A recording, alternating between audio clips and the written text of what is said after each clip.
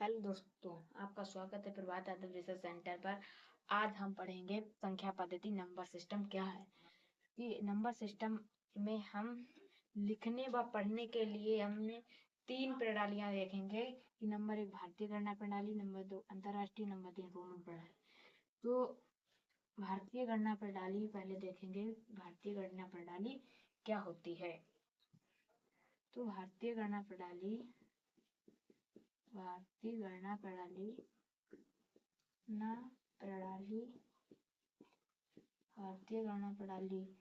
भारतीय गणना प्रणाली को हम हिंदू अरबी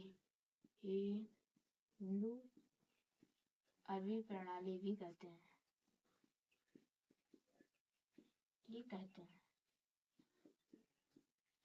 हैं। हम हिंदू अरबी गणना प्रणाली भी कहते हैं। इसको हम लिखने के लिए 10 अंकों का प्रयोग करते हैं। नंबर 1, 1, 2, 3, 4, 5, 7, 8, 9। हम और यहाँ पर 0, 1, 2, 3, 4, 5, 6, 7, 8 और 9। हम इन 10 अंकों का प्रयोग करते हैं। हम 10 अंकों का प्रयोग करते हैं।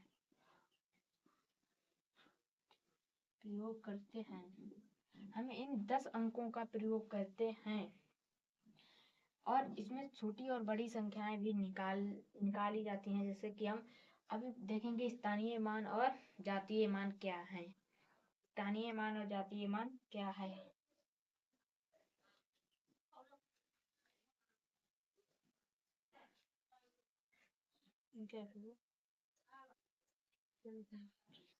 इस प्रणाली में संख्या लिखने के क्रम इस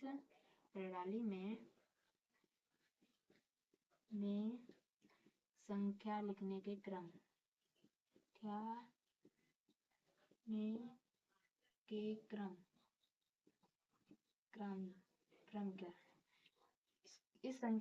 क्रम ये हैं कि इकाई, दहाई, सैकड़ा, हजार, 10,000, लाख यही है क्रमशः। तो इकाई, दहाई,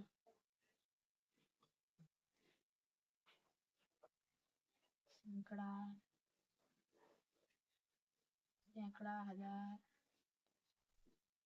सैकड़ा,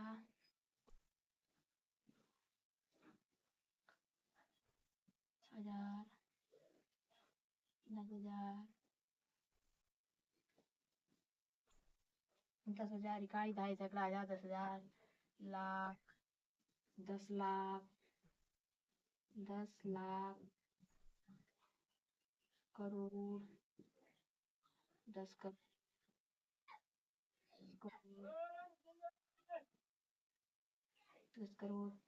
10 करोड़, 10 लाख, करोड़, 10 करोड़। ऐसे आगे भी संख्या जैसे कि अर्ब, 10 अर्ब,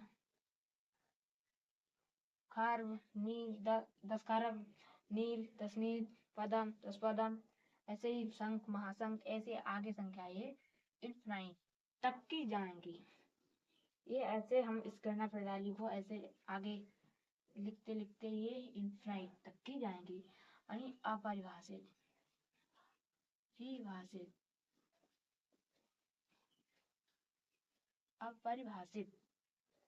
कैसी हैं? अपरिभाषित होंगी।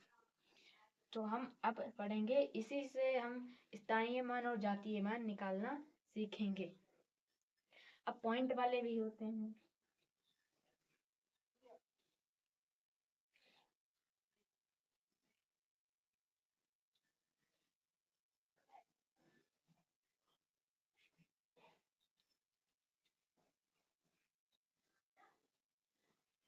को उदाहरण भी एक समझ लो।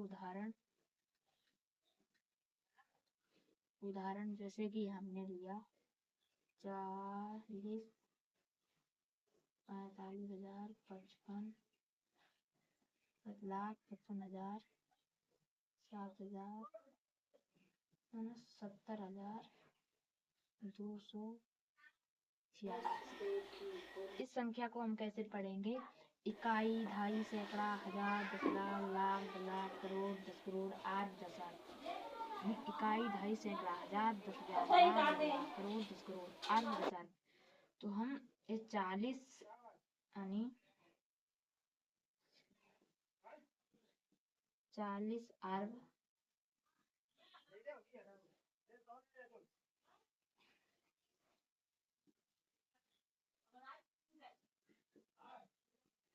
45 करोड़ 55 लाख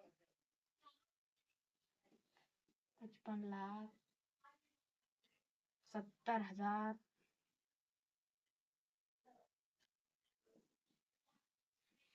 70,000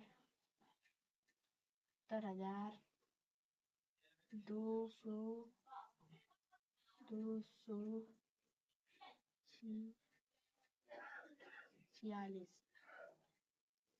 तो हम इसको ऐसे भारतीय गणना प्रणाली में लिखेंगे। ये हम शुरुआत से बता रहा हूँ, बिल्कुल शुरुआत को, संख्या पद्धति को बिल्कुल शुरुआत से बता रहा हूँ। इससे आगे हम पढ़ेंगे संख्या पद्धति क्लास 9th में, वहां पर प्राकृतिक संख्याएं बताई जाएंगी सीधे, और यहाँ पर एकदम शुरुआत से। तो हम दूसरी गणना प्रणाली अंतरराष्ट्रीय गणना प्रणाली पढ़ेंगे। ये बस सेम ही होती हैं।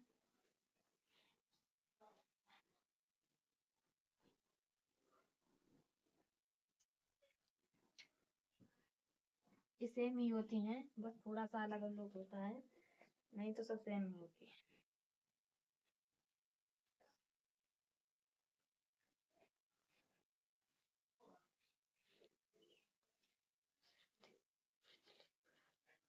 सर्वाधिक प्रचलित प्रणाली है ब्रिटिश प्रणाली।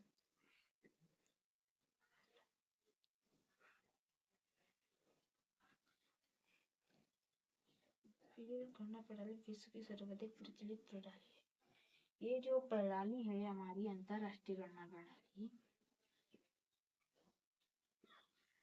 अंतरराष्ट्रीय गणना प्रणाली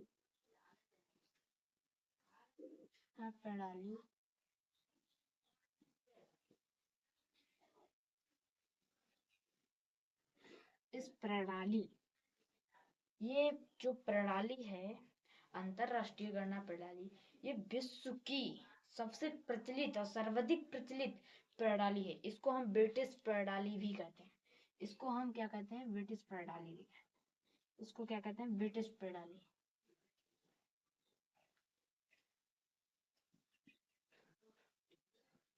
ब्रिटिश प्रणाली,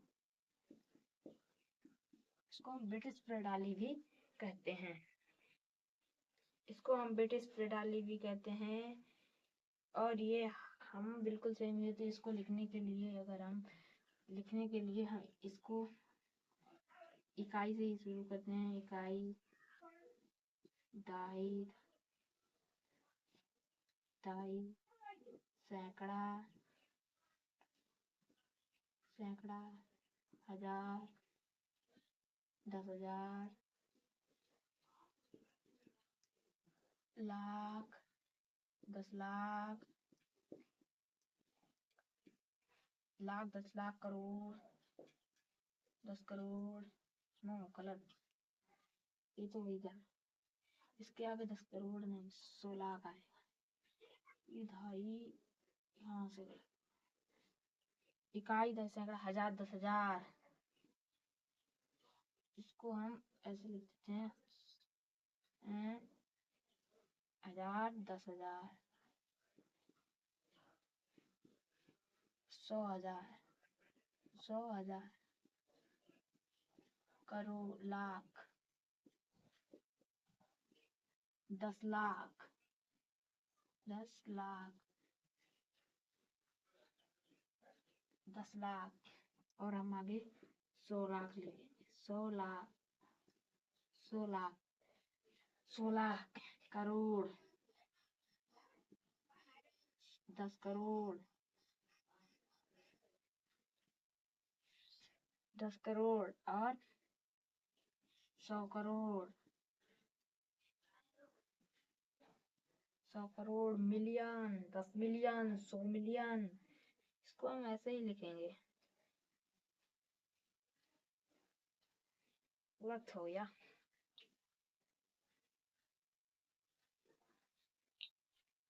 ये तो गलत हो गया भाई, यहाँ से गलत हुआ है। यहाँ को हम फिर से लिखेंगे बढ़िया करके।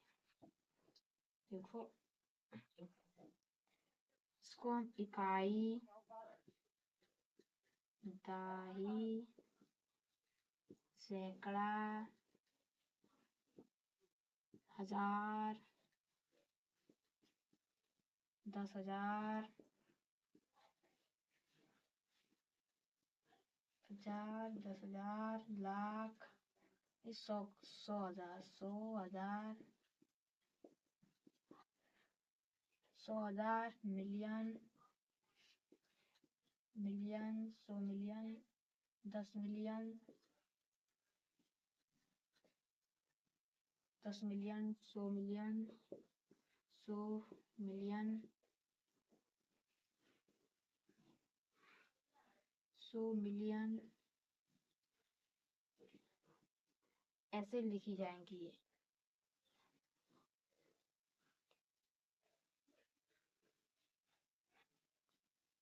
ऐसे ये अति तक की लिखी जाएंगी। इस अंतरराष्ट्रीय गणना प्रणाली विश्व की एकदम फेमस और एक सर्वाधिक प्रचलित प्रणाली है, अंतरराष्ट्रीय गणना प्रणाली। इसको हम ब्रिटिश गणना प्रणाली भी कहते हैं, हम इसको ब्रिटिश प्रणाली भी कहते हैं। इसको हम इस तरह से लिखेंगे, इकाई, दहाई, सैकड़ा, हजार, 10,000, 100,000, मिलियन, 10 मिलियन, 100 मिलियन आदि, यानी इन्फिनिटी तक ले जाए अपरिभाषित। अब हम देखेंगे कि इसमें रोमन गणना प्रणाली, रोमन प्रणाली, गणना गणना प्रणाली, रोमन गणना प्रणाली, ये देखते हैं।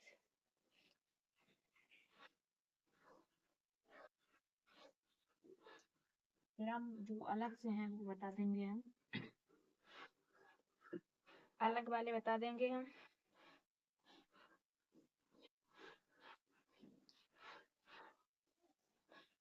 रोमन प्रणाली में क्या क्या है,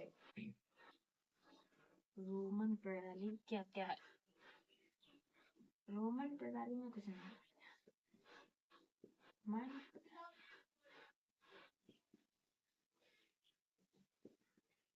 रोमन प्रणाली में खासकर है तो कुछ है।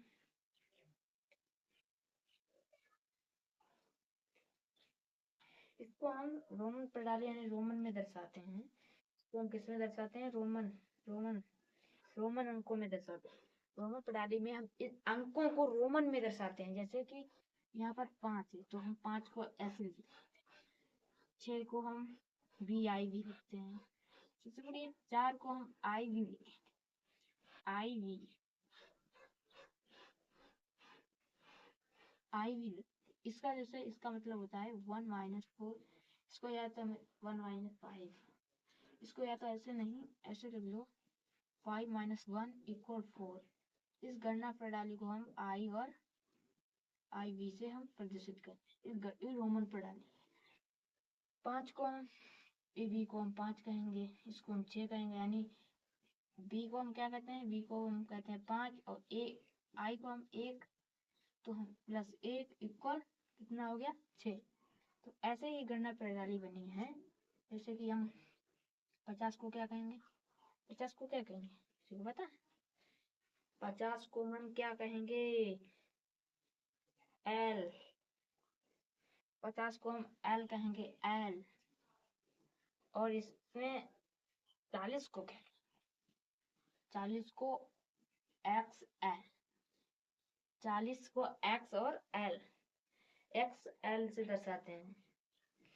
अब 100 को क्या कहेंगे, 100, 100 को हम C कहेंगे। फिर 90 को क्या कहेंगे, XC, XC ही कहेंगे।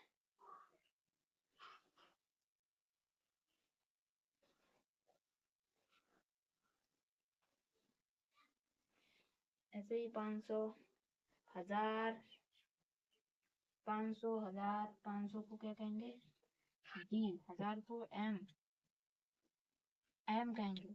इनके पीछे वालों को 400, 400 को क्या कहेंगे, 400 को CD, CD।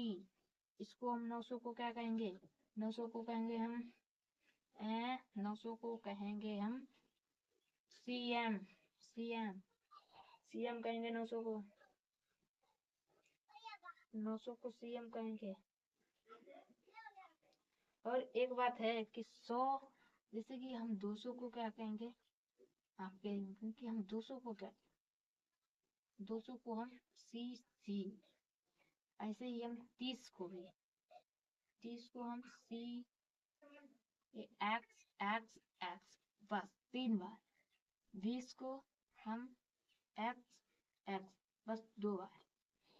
मगर हम 40 को हम X और X नहीं, ये गलत हो जाए। इसको हम X और L, तो इसके 4 क्यों नहीं लिखे जाएंगे, ये गलत हो जाए।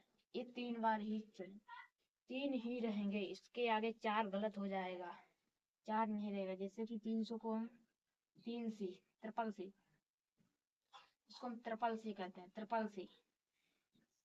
400 को क्या कहेंगे, कहेंगे CD, C और D कहेंगे। तो ये रोमन प्रणाली है, एक ऐसी प्रणाली है, ये रोमन प्रणाली है, एक ऐसी प्रणाली है, ये रोमन प्रणाली है।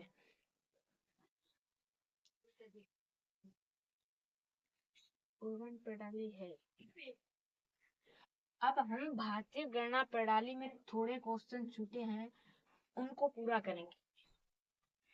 जिसमें जो हमने छोड़ा है, हमने बताया था स्थानीय मान, जातीय मान, पूर्ववर्ती, उत्तरवर्ती, ये भी नहीं हुए, तो इनको पूरा करेंगे। सबसे पहले आता है स्थानीय मान। ये मान सबसे पहले आता है स्थानीय मान, प्लस वैल्यू स्थानीय मान, प्लस वैल्यू, वो प्लस वैल्यू कौन कहेंगे, प्लस वैल्यू, PLACAN, प्लस तो हो गया।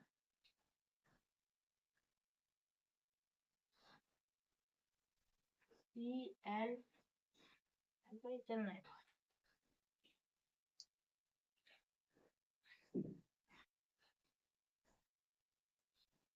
PLACAN, plus value, plus value,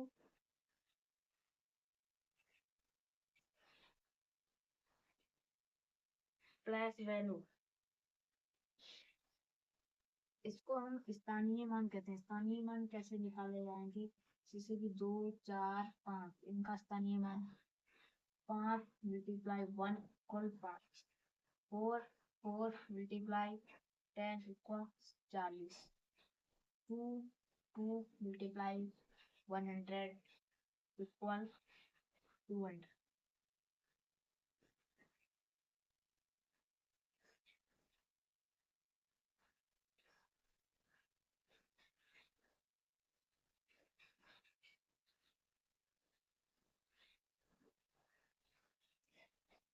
इकाई दहाई के स्थान पर रखे जाते हैं, ये अंक इकाई दहाई के स्थान। अब जैसे कि हम 10 दशमलव में स्थानीय मान कैसे होंगे, दशमलव में जैसे कि 2, 4, 5, 1, ये कैसे हैं, जैसे कि पीछे वाले क्या होते हैं, ये होते हैं रुपए, ये होते हैं पैसे। पैसों का कैसे निकलेगा, रुपए का तो निकाल लेंगे, पैसों का कैसे स्थानीय मान प्लस वैल्यू निकलेगा। तो हम 2, 4, 5 का निकालेंगे, तो इसका कैसे निकलेगा, पहले हम इसको हम इधर से एकदम इधर से एकदम 4, 1 इक्वल 4, 2 मल्टीप्लाई 10 इक्वल 20।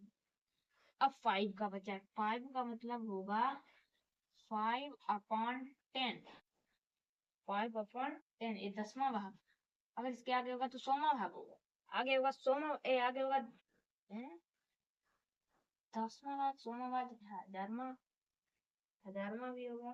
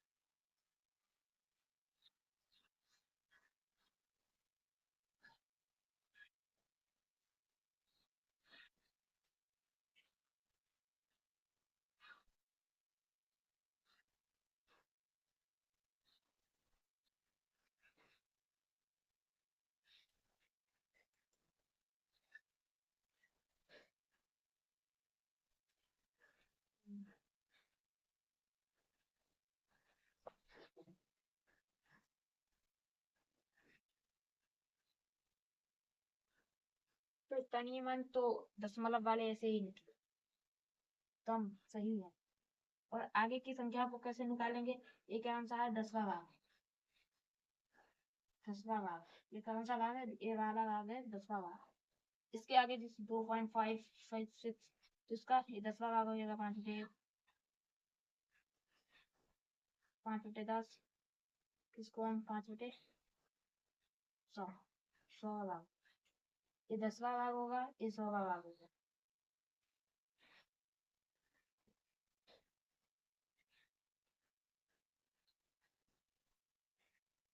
ठीक, ऐसे ही दशमलव वाले निकाले जाएंगे। अब हम जातीय मान के बारे में पढ़ेंगे। हम पढ़ेंगे जातीय मान क्या होता है।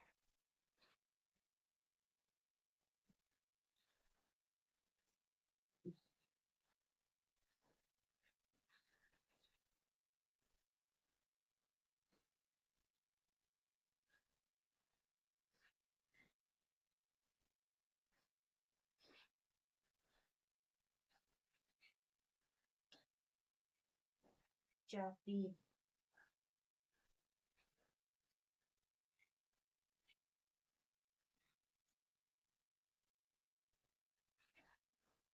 फैसल जातीय मान फैसल फैसल। अब हम इसके आगे का पढ़ेंगे कि जातीय मान का कोई अपना अपना ही मान होता है। जातीय मान का किसी भी स्थान पर हो उसका अपना ही एक मान होगा। 2 4 5 6 7 8 9 कुछ भी 0.256 तो पहले इनका सीखेंगे। इसका जातीय मान 9 ही रहेगा, 8 ही रहेगा, 7 ही। कोई भी स्थान पर हो, कोई भी स्थान, कोई भी स्थान पर हो, वो अपना खुद का अपना ही मान होता है। फेस वैल्यू जातीय मान अपना ही फेस दिखाएगा, दूसरे का फेस नहीं दिखाएगा, अपना ही फेस दिखाएगा। यहाँ पर 8 अपना ही फेस दिखा दिया यहाँ पर, तो ये जातीय मान है। पॉइंट के भी ऐसे निकलेंगे 6 का 6 5 2 ये सब जातीय, ये कहना है जातीय मान। हम इसके बाद आगे पढ़ेंगे पूर्ववर्ती और उत्तरवर्ती। जल्दी जल्दी कवर करते हैं कि पूर्ववर्ती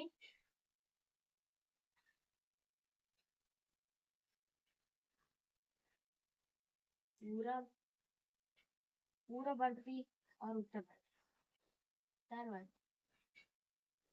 उत्तरवर्ती और पूर्ववर्ती क्या है? किसी भी संख्या में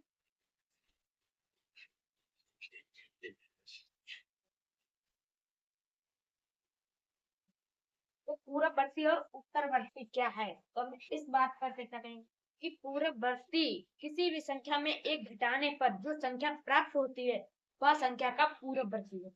और उत्तरवर्ती क्या होता है? किसी संख्या में एक जोड़ने पर जो संख्या प्राप्त होती है उसको हम उत्तरवर्ती कहते हैं। तो पूर्ववर्ती देखेंगे क्या होती है। जैसे कि 5 का पूर्ववर्ती क्या होगा? तो हम तक लिखते हैं कि किसी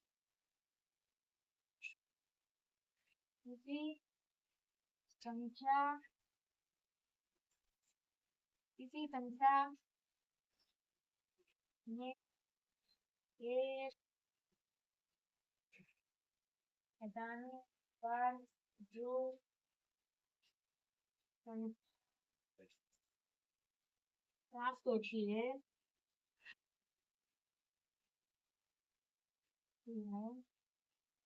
वह एक संख्या का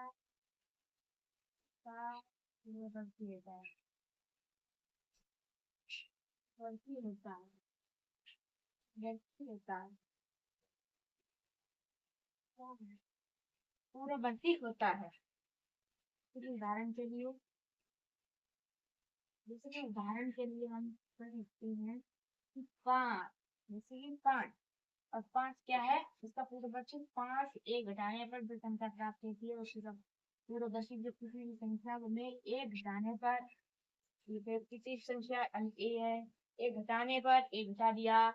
अब जो संख्या प्राप्त होती है, जो संख्या प्राप्त होती है वह क्या होती है? पूर्ववर्ती। वह क्या होती है? पूर्ववर्ती। अब एक सवाल और भी, जैसे कि 6 6 में 6 क्या है? एक संख्या। किसी संख्या को हम 6 मानेंगे, किसी संख्या 6 में एक घटाने पर जो संख्या प्राप्त होती है उसी को हम पूर्ववर्ती कहते हैं। जो संख्या प्राप्त होती है उसी को हम पूर्ववर्ती कहते हैं। अब जैसे कि -5 और -6, इसका भी क्या होगा? तो हम कर देते हैं -6 और -7, तो ये गलत हो जाता है, इससे नहीं होगा। किसी भी संख्या यानी किसी संख्या क्या है? 5 है। अब किसी संख्या में एक घटाने पर जो संख्या प्राप्त होती है वह संख्या पूर्ववर्ती होती है, यानी -6। और जो संख्या सही था -6 और -1 इक्वल -7, ये निकलते हैं मान, ये मान निकलते हैं। तो एक बढ़ जाता है, सही लिखा था पहले भी, पहले लिखना था हमको 4 और यहाँ पर 5, तब गलत होती, फिर सही लिखा। अब ये भी सही है कि हम कोई भी कंडीशन में अगर 5 है माइनस का एक घटा दो 4 बचेगा, ये गलत हो जाए। ये नहीं, ये घटाओ और उसमें माइनस और माइनस क्या होते हैं? प्लस। और जिसका जो संख्या बड़ी है उसी का चिन्ह लग, ये संख्या बड़ी है इसके अगर माइनस है, यही माइनस का चिन्ह लग गया, बस यही चीजें हैं। और हम उत्तरवर्ती क्या होता है सर? उत्तरवर्ती किसी भी संख्या में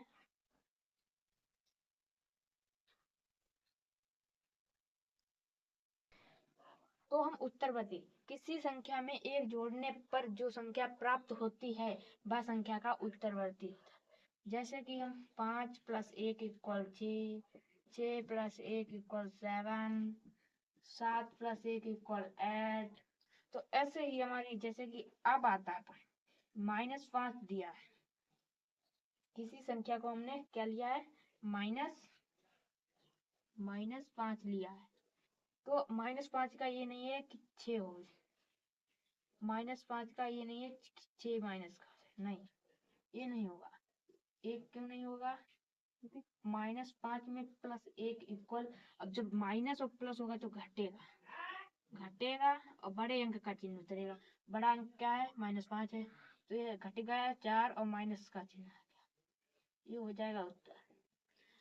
तो हम ये चीज सीख गए हैं और अब हम आगे पढ़ेंगे कि संख्या के टाइप, इन प्रकार क्या होते हैं, संख्या के प्रकार क्या होते हैं।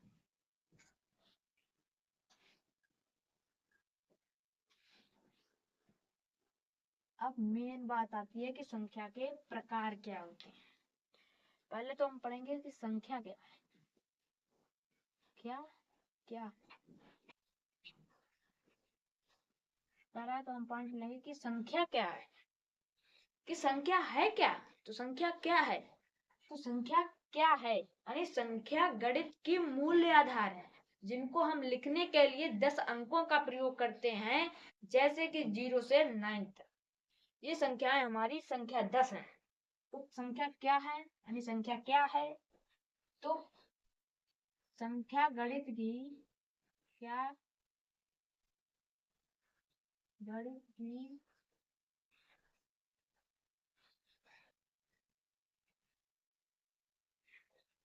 की संख्या क्या है? तो संख्या गणित की मूल्य आधार यानी मूल्य आधार बहुत ही इंपॉर्टेंट यानी मूल्य आधार है, जिनको लिखने के लिए हम 10 अंकों का प्रयोग करते हैं, जैसे कि हम 0, 1, 2, 3, 4, 5, 6, 7, 8 और 9 यानी 0 से 9 यानी 10 अंकों का प्रयोग करते हैं।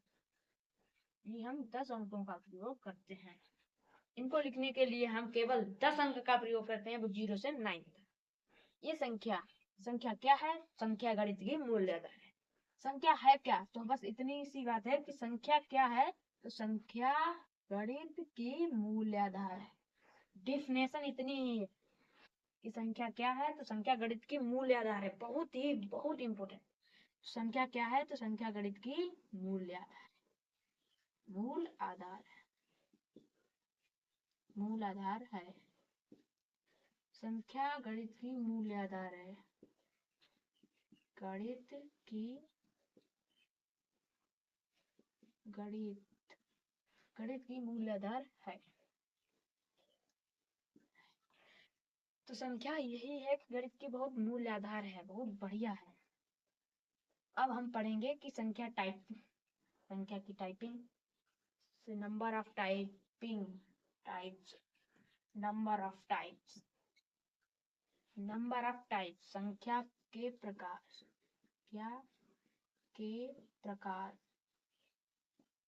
संख्या के प्रकार। नंबर 1 प्राकृतिक संख्या। नंबर 2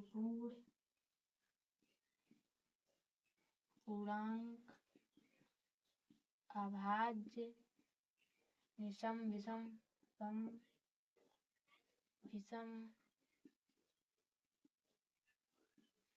अभाज्य, भाज्य, सहभाज्य,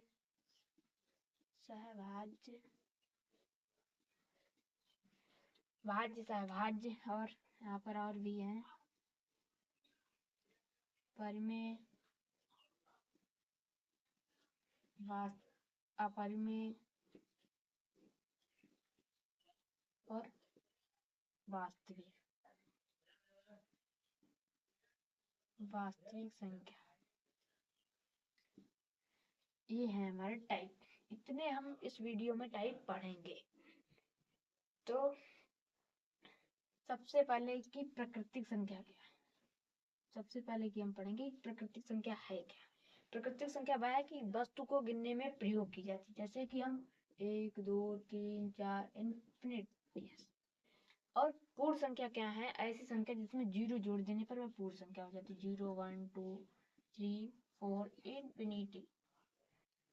थर्ड क्या है, पूर्णांक, जिसमें हम ऋणात्मक माइनस जोड़ देते हैं, जैसे कि ऋणात्मक पूर्णांक अच्छी है। पूर्णांक को इंग्लिश में इंटीजर कहते हैं। इसको हम एक रेखा पर देखें तो यहाँ पर एक मूल बिंदु होता है, जिसको हम 0 कहेंगे। इसके इधर वाला एक 0 माइनस और प्लस का नहीं होता है। 0 या तो माइनस कर लो या प्लस, वो रहेगा 0 का 0। तो एकदम ऐसा ही रहता है। 0 2 3 4 5 6 ऐसे ही ये रेखा है। रेखा अनंत तक जाती है। -1 -2 -3 -4 -5 और -6। तो जो इधर वाली संख्याएं हैं वो कैसी हैं, इधर वाली जो है ऋणात्मक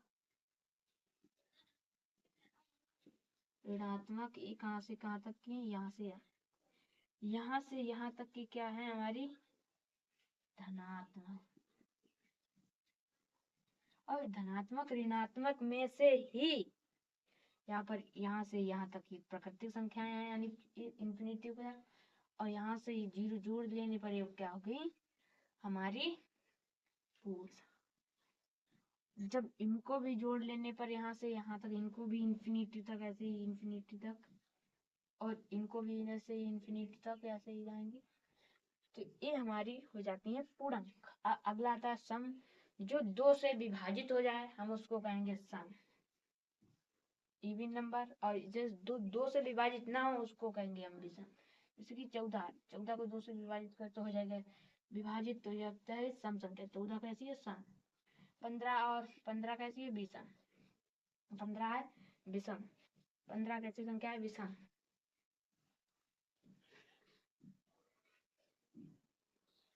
पंद्रह संख्या विषम है।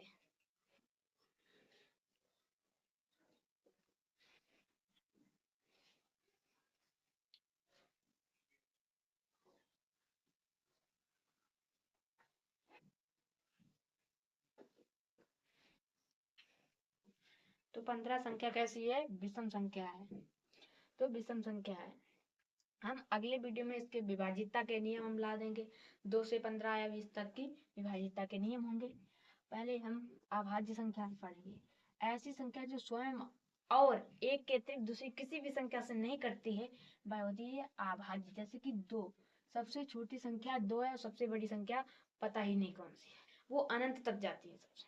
तो सबसे छोटी संख्या कौन सी है? 2।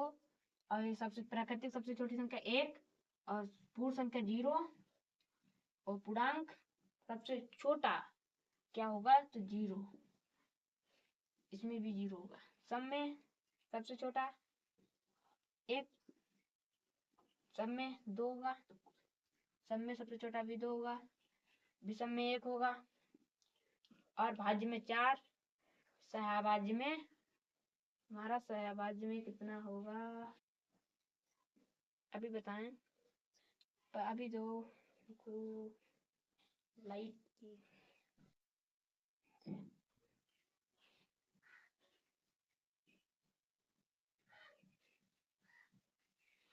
2 और 3, 2 या 4, 2, 3, यहाँ पर एक जो बिंदु बनते हैं।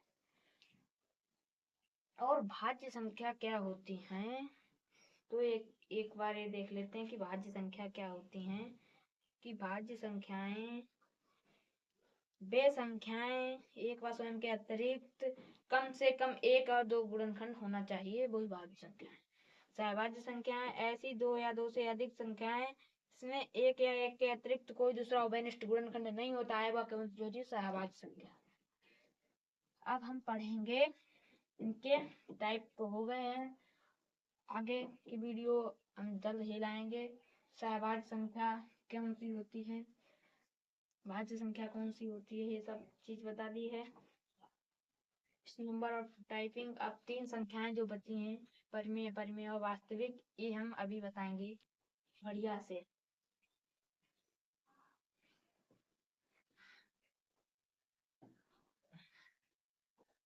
पहले तो हम देखेंगे परिमेय संख्या क्या।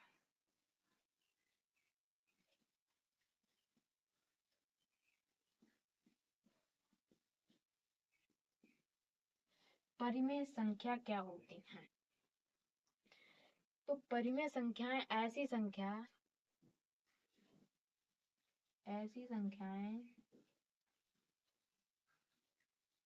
जो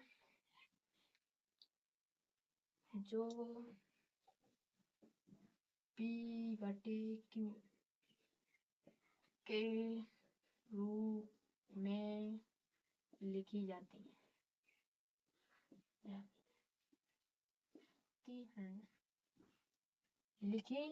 हैं। तो परिमेय संख्या की उत्पत्ति कहाँ से? तो परिमेय संख्या की उत्पत्ति पद अनुपात से, इसलिए अनुपात से। तो पद अनुपात से हुई है परिमेय संख्या की उत्पत्ति। परिमेय संख्या की उत्पत्ति पद अनुपात से हुई, रेशियो पद अनुपात से हुई है परिमेय संख्या की उत्पत्ति। और इसमें जो संख्या है, ऐसी संख्या है जो P बटे Q के रूप में ही हो, तो वह संख्या परिमेय संख्या। यानी सभी परिमेय संख्याएं पूर्णांक नहीं होती हैं और सभी पूर्णांक परिमेय संख्या होते हैं। यानी सभी भिन्न परिमेय संख्याएं होती हैं, मगर सभी परिमेय संख्याएं भिन्न नहीं होती, क्योंकि भिन्न हमारी ऋणात्मक भी होती है, ऋणात्मक भी होती हैं। तो जैसे कि हमने 2/5 एक ऐसी है परिमेय संख्या, -2/2, 4/5 और एक जीरो भी एक परिमेय संख्या है, क्योंकि ये पूर्णांक है। और मैंने बताया कि पूर्णांक सबसे छोटा कौन सा? 0 होता है और इसके नीचे 1 हमेशा रहता है। तो ये एक ये P हो गया और ये Q हो गया। एक इसकी सबसे बड़ी खासियत कि जहां P और Q क्या है? पूर्णांक है। जहां पर P और जो Q है ये क्या है? पूर्णांक। ये जैसे कि P है और ये Q है, तो 2 भी एक पूर्णांक है और 5 भी एक पूर्णांक। इनको हम अपॉन में लिख देते हैं तो एक परिमेय संख्या। अब जैसे कि पूर्णांक के नीचे 1 होता तो 2/1, 5/1 है, तो वही बटे में है P बटे Q के रूप में, P बटे Q के रूप में होती है ये संख्याएं। 0 भी एक परिमेय संख्या होती है और -2 भी एक परिमेय संख्या, 3 भी होती है, 6/4 15/16 -16 -16 ये अनंत तक, इनका कभी अंत ही नहीं, ये अनंत है। तो सबसे जो p/q की जहां पर एक चीज है, जैसे कि मैंने 4/5 लिखा और इसको ये परिमेय संख्या तो है 4/0 लिख दिया, ये परिमेय संख्या होगी तो p/q के रूप में, ये परिमेय संख्या नहीं होगी। यहाँ पर ये भी बताया कि जहां q पूर्णांक है और q बराबर 0 नहीं होना चाहिए। अगर q बराबर 0 है तो वो जैसे कि 4/0 था और 0/4, तो ये जो होंगी जो नीचे, इसका मान अनंत तक की जाएगा, अनंत तक कभी खत्म ही नहीं, और इसका 0 होगा, इसका क्या होगा 0 होगा। तो ये तो इसके क्यू में केवल 0, यानी इसका जो क्यू होता है नीचे ये 0 नहीं होना चाहिए, इस क्यू नॉट 0 नहीं होना चाहिए, और यहाँ पर 0 है तो ये परिमेय संख्या नहीं होगी। बस जो क्यू है वो 0 नहीं होना चाहिए, और जो पी है वो जहाँ 0 रहे, कुछ भी रहे जी, मगर क्यू कुछ भी रख लो मगर 0 नहीं रखना चाहिए, वो परिमेय संख्या नहीं होगी। अब हम पढ़ेंगे अपरिमेय संख्या।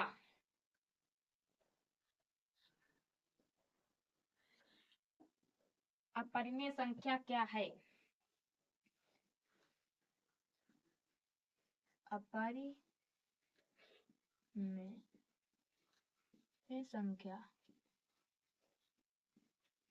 अपरिमेय संख्या क्या है?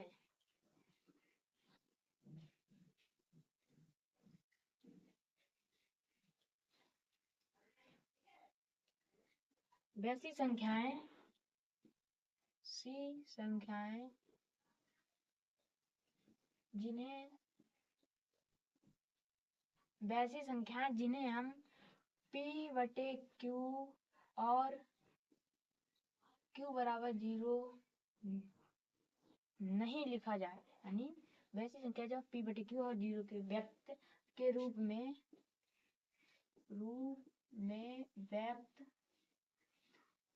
व्यक्त ना किया जाए, जिन्हें हम व्यक्त ना किया जाए वह संख्याएं अपरिमेय होंगी, जैसे कि हम समझेंगे।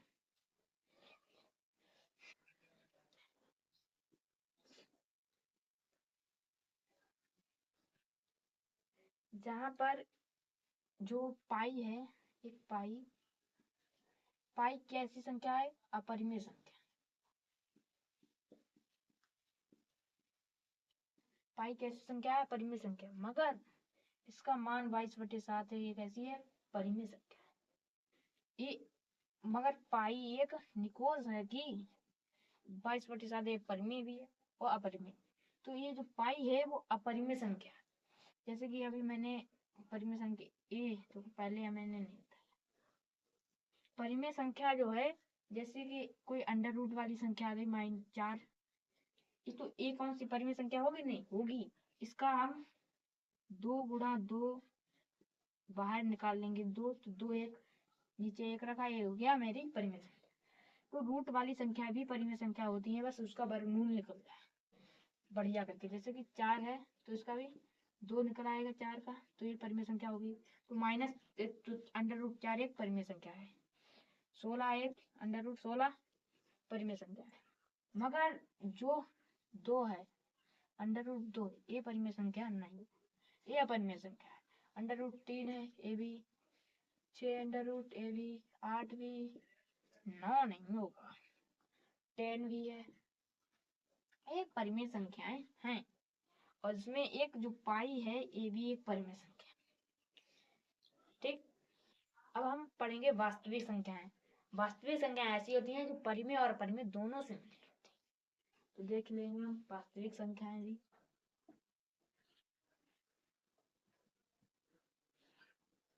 वास्तविक संख्याएं क्या होती हैं? वैसी संख्याएं जिनका वर्ग करने पर या तो धनात्मक हो या शून्य हो, ऐसी संख्याएं कैसी होती हैं? वास्तविक। वास्तविक होती हैं। क्या होती हैं? वास्तविक संख्याएं। वास्तविक संख्याएं होती हैं जिनका वर्ग करने पर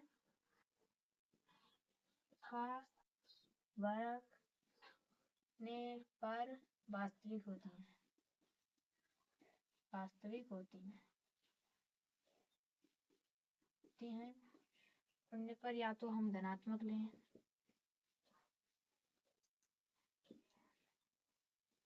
लें या फिर शून्य आए, जैसे कि 2 का वर्ग 4, 0 का वर्ग 0, अगर 2 का पावर 0 तो 1 होगा, ये नहीं होगा। ठीक, तो ऐसी संख्या पर जिनका ऐसे भी कर सकते हैं कि जो अपरिमेय और परिमेय दोनों से मिलकर, जिनको हम वास्तविक संख्या कहते हैं।